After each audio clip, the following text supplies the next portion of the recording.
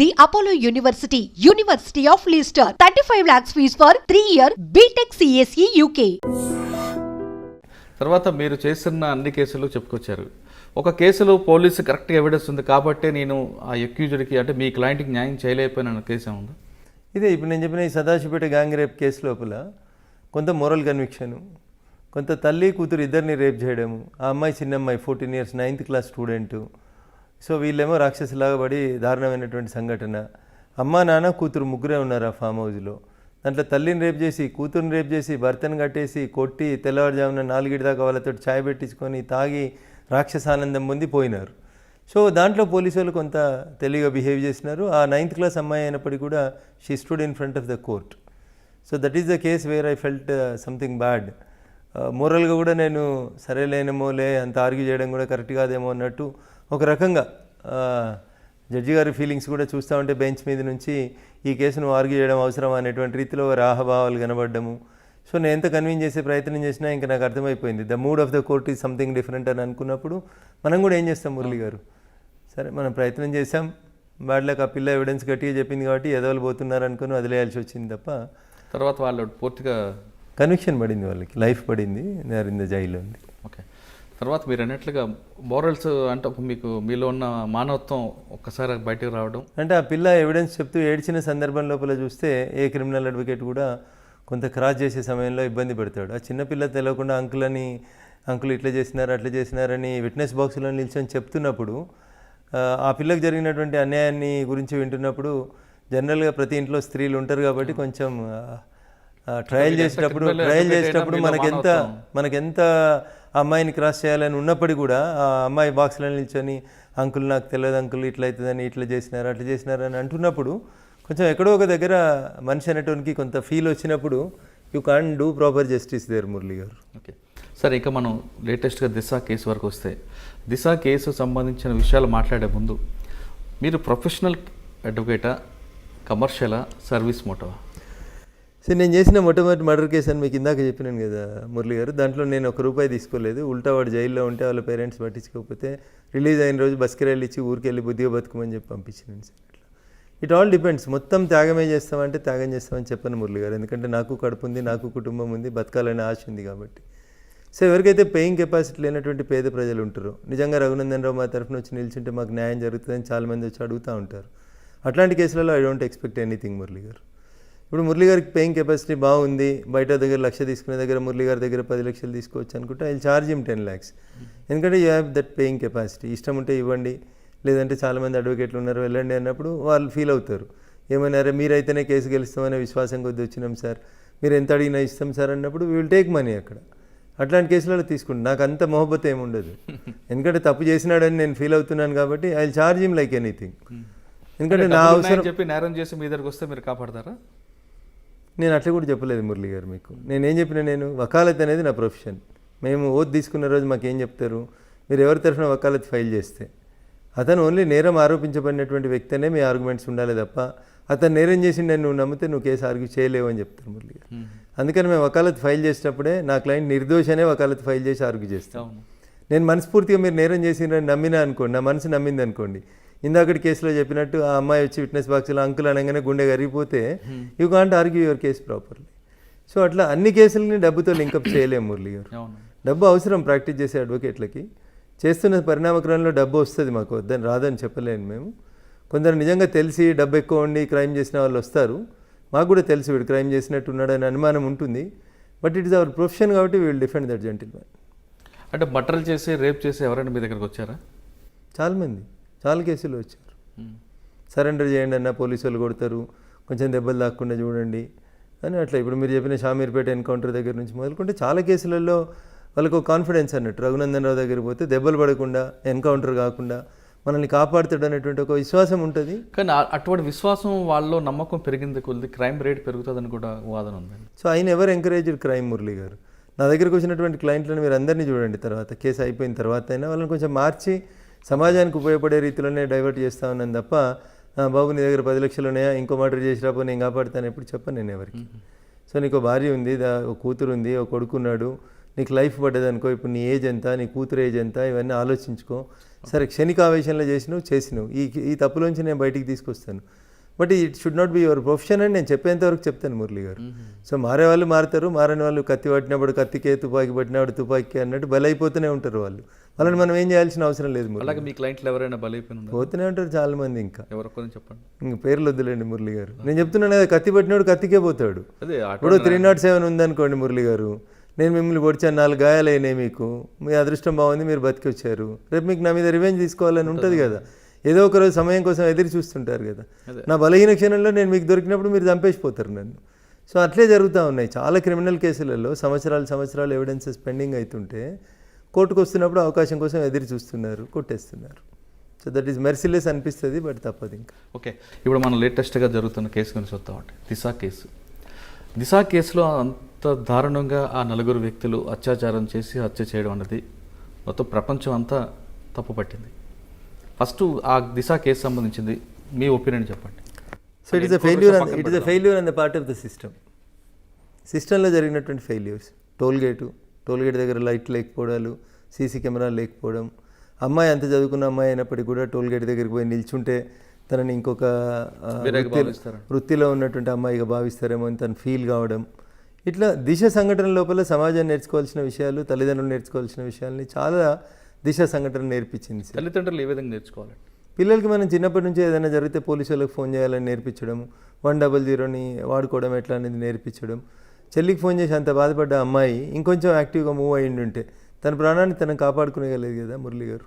Concern police స్టేషన్కో, 100కో, ఏదో ఒకరికి తనకు తెలిసిన పోలీస్ ఆఫీసర్కో.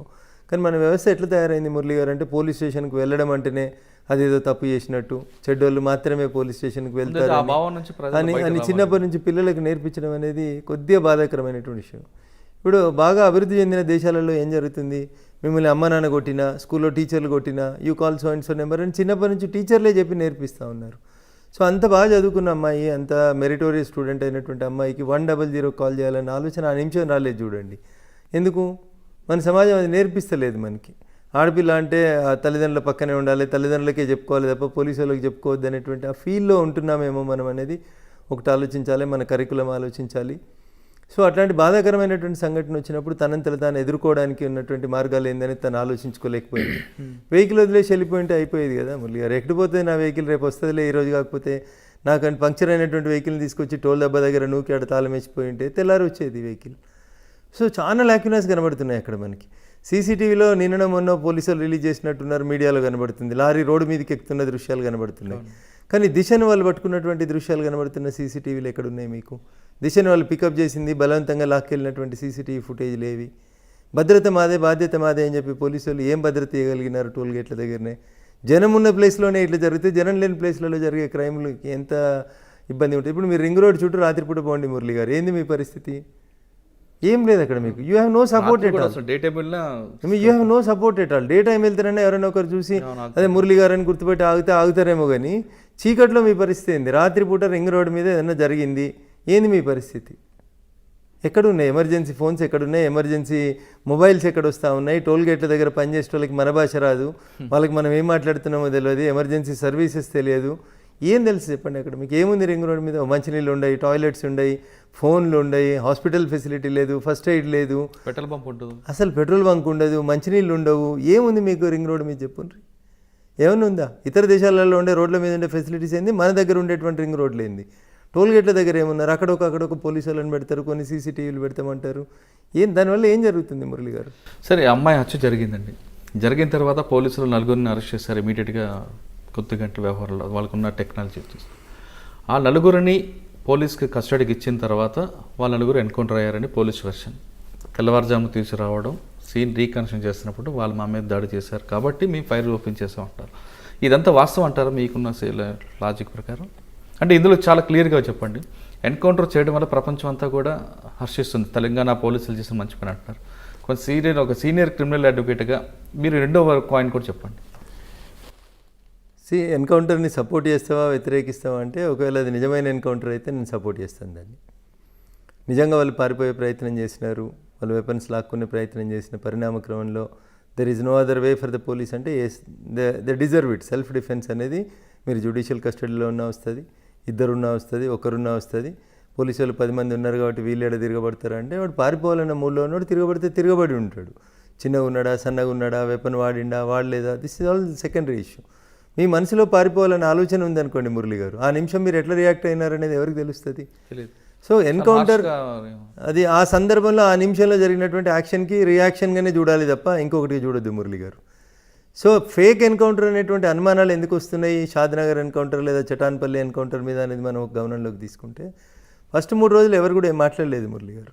ఎప్పుడైతే ఈ రాష్ట్ర ప్రభుత్వంలో ఈ క్యాబినెట్లో సీనియర్ మంత్రులుగా ఉన్నటువంటి కొంతమంది మంత్రులు చూసినావా మా ముఖ్యమంత్రి గారు ఒక మెసేజ్ పంపించాలనుకున్నారు సమాజానికి, పంపించినారు అని అన్న మరుక్షణం ఏమనిపిస్తుంది మురళి గారు మీకు? ఓహో గవర్నమెంటే ముందు ప్లాన్ చేసుకొని తెచ్చి చంపేపించిందా అని మొదటి అనుమానం వస్తుంది. ఒక మంత్రి మాట్లాడితే సరే తలసాని శ్రీనివాస్ యాదవ్ గారు అంటే ఏదో తెలియకుండా మాట్లాడాడేమో, చట్టాలు తెలియమో అని అనుకుందాం. కొద్దిసేపటి తర్వాత మళ్ళీ పువ్వాడ అజయ్ గారు చూసినరా మా ముఖ్యమంత్రి గారు వదిలిన రామబాణం ఎట్లుంది అని అంటే, so what is the message you are sending? 1 2 3 మంత్రులు మాట్లాడినారు వరుస పెట్టి. అంటే వాళ్ళ కార్యకర్తలను ఉత్సాహపరచడానికి లేదా మహిళా వాళ్ళ పట్ల వాళ్ళకి ఒక సానుభూతి తీసుకురావడానికి ఆ మాట ఉండొచ్చు కదా. ఇదే ఆ సందర్భం మురళి గారు. మీరు ఏ స్థానంలో ఉన్నారు? బాధ్యత గల ఒక మంత్రి స్థానంలో ఉన్నారు. Cabinet decision is collective decision. ముఖ్యమంత్రి మీరు అందరూ కూర్చొని నిర్ణయాలు తీసుకుంటారు. మరి ఇప్పుడు ముఖ్యమంత్రి గారిని మిమ్మల్ని ఎన్హెచ్ఆర్సీఓ లేకపోతే రేపు సుప్రీంకోర్టు ప్రశ్నించాల్సి వస్తే ఇదే చెప్తారా? కార్యకర్తలను ఉత్సాహపరిస్తేందుకు మేము చంపేసినామని చెప్పమని చెప్తే కోర్టు ఒప్పుకుంటుందా మురళి గారు? సో బాధ్యతాయుత స్థానాల్లో ఉన్న వాళ్ళు, రాజ్యాంగం మీద ప్రమాణం చేసినటువంటి పెద్దలు, మీరు మాట్లాడేటువంటి మాటలు బాధ్యతాయుతంగా ఉంటే బాగుంటాయి తప్ప ఇట్లాంటి మాటలు మాట్లాడి మేమేదో మా కార్యకర్తలకి జోష్ నింపడానికి చేసినామనంటే ఇప్పుడు కార్యకర్తలు అడుగుతున్నారు, మరి రేపు చేసిన అందరినీ కాల్ చేయమని అడుగుతున్నారు. You have that power? అందరినీ కాల్ చేస్తారా? లేదు కదా. ఇక్కడ అగ్రకులం అమ్మాయి కాబట్టి కాల్ చేసినారు, మరి అక్కడ టేకు లక్ష్మికి అన్యాయం జరిగింది, టేకు లక్ష్మి విషయంలో కూడా కాల్ చేయండి అని అడుగుతుంది సమాజం. మరి కాల్ చేస్తారా? అప్పుడు ఏం సమాధానం చెప్పాలి? కార్యకర్తలకు ఏం చెప్పాలి? పోలీసు వాళ్ళకి ఏం చెప్పాలి? రేపు సుప్రీంకోర్టు ఈరోజు ఆర్డర్ ఇచ్చింది మురళి గారు, ఏంది ఎవరు కాన్సిక్వెన్సెస్ ఫేస్ చేయాలి? మాట్లాడిన ఈ మంత్రులకి నోటీసులు వచ్చినాయి అనుకోండి, ఏం చెప్తారు వీళ్ళు? అవును మేము క్యాబినెట్ కలెక్టివ్ డిసిషన్ మేమే ఎన్కౌంటర్ చేయమని చెప్పి పోలీసులకు చెప్పినామని చెప్పమనండి మురళి గారు. ఒక మంత్రిని ముందుకు వచ్చి జరిగే ఫలితం ఏముంటుంది, పర్యవసానం ఏముంటుంది తెలుస్తుంది. సంబంధిత మంత్రి జైల్లో ఉండాల్సి వస్తుంది. క్యాబినెట్ నిర్ణయం అంటే ఒక మాట అంటే చాలా, ఇంకా తప్పదు కదా. అప్పుడు ముఖ్యమంత్రి గారు జైలుకి పోవాల్సి వస్తుంది, మంత్రులు జైలుకి పోవాల్సి వస్తుంది.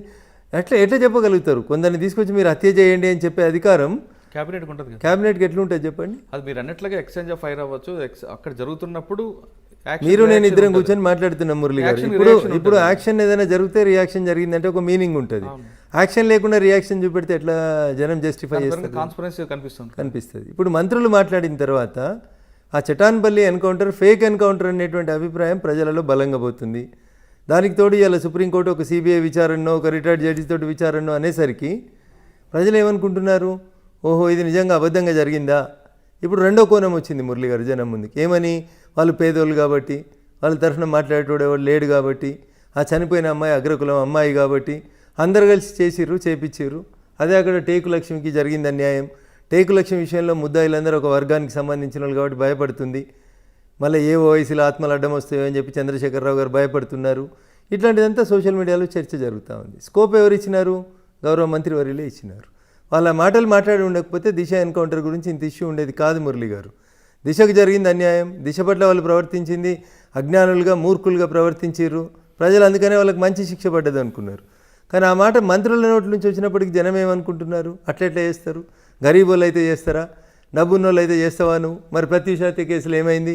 ఆయేషా మీరా హత్య కేసులు ఏమైంది? డబ్బున్నోళ్ళ హత్య కేసులలో ఏం జరుగుతున్నాయి చెప్పుండ్రు అనేటువంటి గొంతు అనగదొక్కబడినటువంటి వర్గాల నుంచి వినబడుతుంది. దానికి అవకాశం మనం ఇచ్చినట్లే, మనమే మంత్రులు ఇచ్చినట్టు, మనం కాదు, పాలకులు ఇచ్చినారు. కాబట్టి they have to face the music. ఇప్పుడు ఆల్రెడీ సుప్రీంకోర్టు కూడా ఒక కమిటీని వేసింది, 6 నెలలు రిపోర్ట్ ఇవ్వమని చెప్పింది. ఇది ఏ విధంగా ఉండిపోతుందండి? గతంలో జరిగినటువంటి అనేక సంఘటనలని, అనేక ఎన్కౌంటర్లకు సంబంధించి సుప్రీంకోర్టు ఆధ్వర్యంలో జరిగిన విచారణల్ని చూస్తే మీకు గుర్తుండే ఉంటుంది. చివరికి మా జాతీయ అధ్యక్షుడిగా పనిచేస్తుండు ప్రస్తుత హోంమంత్రిగా ఉన్నటువంటి అమిత్ షా గారు కూడా ఒక ఎన్కౌంటర్కి సంబంధించి ఎంత ఇబ్బంది పడినటువంటి పరిస్థితులు మీరు గమనంలోకి తీసుకున్నారు. దాంట్లో కూడా సుప్రీంకోర్టు ఇన్వాల్వ్ అయ్యి సిబిఐ ఇన్వెస్టిగేషన్ చేసి అమిత్ షా చివరికి కోర్టు కేసును కొట్టేసింది, అది వేరే విషయం అనుకోండి మురళి గారు. కానీ ఈ ఫేస్డ్ లాట్ ఆఫ్ ట్రబుల్స్. ఆ రోజు గుజరాత్ హోంమంత్రిగా ఉన్నందుకు వారు ఎంత ఇబ్బంది పడ్డారో చూస్తారు మీరు. రాష్ట్రంలోంచి తాడీపారు కూడా ఇచ్చినారు, 3 నెలలు జైల్లో ఉండాల్సి వచ్చింది, రకరకాలైనటువంటి అవస్థల్ని ఫేస్ చేయాల్సి వచ్చింది. సో అల్టిమేట్గా కోర్టు ఆ కేసును కొట్టేసింది, అది వేరే విషయం అనుకోండి. బట్ ఒకవేళ ఫేక్ ఎన్కౌంటర్ అని సుప్రీంకోర్టు నిర్ధారణకు వస్తే ఎన్ని రకాలైనటువంటి ఇబ్బందులు వస్తాయి మురళి గారు. సో కాబట్టి బాధ్యతాయుత స్థానంలో ఉన్న కొందరు మంత్రులు చేసిన మాటలు పోలీస్ అధికారులను ఇబ్బంది పెడతాయేమో అనేది నాకు అనిపిస్తున్నటువంటి అంశం. సార్ ఫైనల్గా చెప్పండి, ఇప్పుడు ఎన్కౌంటర్ ఫేకా కరెక్ట్ అన్నది సుప్రీంకోర్టు కమిటీ ఇచ్చిన నిర్ణయం మీద ఆధారపడి ఉంటుంది. ఆ విషయం పక్కన పెడితే పోలీసులు సాధారణంగా ఎన్కౌంటర్ చేయాలి, ఎక్స్చేంజ్ ఆఫ్ ఫైర్లు చంపాలని అంత రిస్క్ తీసుకుంటారా? అంత రిస్క్ తీసుకునే పోలీస్ అధికారులు ఇప్పుడు ఎవరు లేరు మురళి గారు. ఎప్పుడో 10 సంవత్సరాల క్రితం మానవ హక్కుల గురించి గొడవలు తక్కువ జరుగుతున్నప్పుడు, ఈ సీసీ కెమెరాలు లేనప్పుడు, టెక్నాలజీ లేనప్పుడు, మన మూమెంట్ని, మన సెల్ ఫోన్లని రికార్డింగ్లు జరుగుతలేనప్పుడు అవన్నీ జరిగినాయి మురళి గారు. అప్పుడు ఎన్కౌంటర్ అంటే కొంచెం ఈజీగా తీసుకునే వాళ్ళు పోలీసు వాళ్ళు, పెద్దగా ఎవరు పట్టించుకునే వాళ్ళు ఎన్కౌంటర్ గురించి కాదు. కానీ ఇప్పుడు ప్రతి ఒక్కరు పట్టించుకుంటున్నారు. మీడియాలో అవేర్నెస్ వచ్చింది, సోషల్ మీడియాలో వచ్చింది, సీసీటీవీలు కనబడుతున్నాయి, మీ ఫోన్లో మీరు ఎవరితో మాట్లాడినారు, ఏం మాట్లాడినారు జనానికి అందుబాటులోకి వస్తూ ఉంది. కోర్టులు యాక్టివ్ అయినాయి, ప్రోయాక్టివ్ అయినాయి, పోలీసులు అంటే వ్యతిరేకించేటువంటి సంఘాలు ఎక్కువైపోయినాయి సమాజం లోపల. కాబట్టి ఇప్పుడు ఏరి కోరి ఒక ఫేక్ ఎన్కౌంటర్ చేసి తన ఉద్యోగం మీదకో తన కుటుంబం మీదకో తెచ్చుకునేంత ధైర్యం ఏ పోలీస్ అధికారి కూడా చేస్తాడని నేను అనుకోవట్లేదు. ఎన్కౌంటర్ చేస్తే వెంటనే పోలీసుల మీద 302 పెట్టాలని కూడా సుప్రీంకోర్టు గైడ్లైన్స్లో ఉంది. ఇప్పుడు చాలా ఇబ్బంది ఎదుర్కొంటారు కదండి వీళ్ళు. ఖచ్చితంగా ఇప్పుడు 302 రిజిస్టర్ అవుతుంది. వాళ్ళకి గవర్నమెంట్ తరఫున పీపీ ఆర్గ్యూ చేయొద్దు, వాళ్ళు ప్రైవేట్ అడ్వకేట్ని పెట్టుకోవాలి. కొన్ని సందర్భాల్లో సస్పెండ్ అవుతారు, కొన్ని సందర్భాల్లో ట్రాన్స్ఫర్ అవుతారు, కొన్ని సందర్భాల్లో జీతం ఆగిపోతుంది, కొన్ని సందర్భాల్లో ప్రమోషన్స్ రావు, కొన్ని సందర్భాల్లో సుప్రీంకోర్టు మెట్లు ఎక్కాల్సి వస్తుంది, మధ్యలో రిటైర్ అయిపోతే పెన్షన్ కూడా ఇవన్నీ రావు. ఇట్లా రకరకాలైనటువంటి ఇబ్బందులు ఉంటాయి. కాబట్టి ఇన్ని రిస్కుల్ని దృష్టిలో పెట్టుకొని ఇప్పుడున్న పరిస్థితులలో తప్పు ఎన్కౌంటర్లు చేయడానికి ఏ పోలీస్ అధికారి కూడా ముందుకు వస్తాడని నేను అనుకోవట్లేదు మురళి గారు.